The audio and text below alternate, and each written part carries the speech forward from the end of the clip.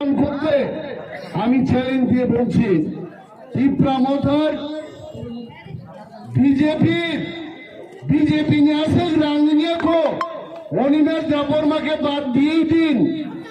একজন কার্যকর্তানো পর্যন্ত তীব্রামথানি বিজেপি পাইমান লাখ তাখুনো কারণ হাকমা মানে আর দেখা যতন বুঝিখা তাই চিনি হাকমা ও হাও চিনি কোনো ক্ষমতা গিরিকা जों दिनै सामनवाहाय जागारगो पुलिस स्टेशन जिकिनो थर थर ও হাও जों রাজত্ব খেমানে ৭৫ বছর আগে পর্যন্ত যিনি মহারাজ লোক যিনি সেনক্রাগ লোক যিনি সৈন্য লোক যিনি বর্ডার পাহারারি দঙ্গনে তিনি ৭০-৭৫ বছর তলা পায়ে जों सामनु ছইলেন তাই পুলিশ স্টেশন সে থর থর মাকিনো আইছে আ দিন যদি जों মোকাবেলা খাইনাঙ্গা তাকুরো কিরিয়াইছেন থামসাঙ্গে দিল্লি পর্যন্ত চীনে আওয়াজ মাতলাম নাই we want greater Tripuraland BJP যেদিন পর্যন্ত কোনো গ্রেটার ত্রিপুরাল্যান্ড দিয়া সাক চীনে আন্দোলন চলেই থাকনাই আর তিনি কিরিজাক বিজেপি তিনি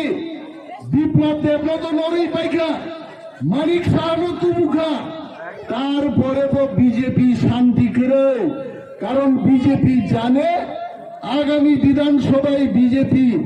মাত্র ৪-৫টা সিট জিতলে জিততে পারে এর চাইতে বেশি সিট এরা জিতবে না আমাদের কাম থেকে এখন কি করছে কইছে ত্রিপুরার নেতা দিয়ার কাম হইতো না তো কারে আনলে কাম হইব কইছে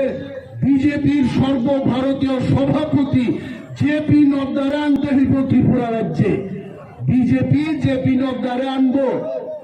আমাদের চ্যালেঞ্জ আমাদের দাবি জেপি নড্ডা না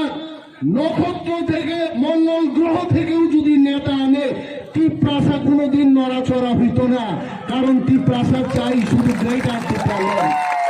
তাই তো জেপি নড্ডা ভাইতো হিমালয়ে গিয়া যদি কেউ বক্তৃতা করে বরফ বুট দিবনি বরফ তো কথা কইতো না পাহাড় কথা কইতো না মানুষ কথা কইব আর ত্রিপ্রাসা হচ্ছে মানুষ মানুষ ভোট দিলেই সরকার আইব আর আমাদের এটা কথা আগামী বিধানসভা নির্বাচনে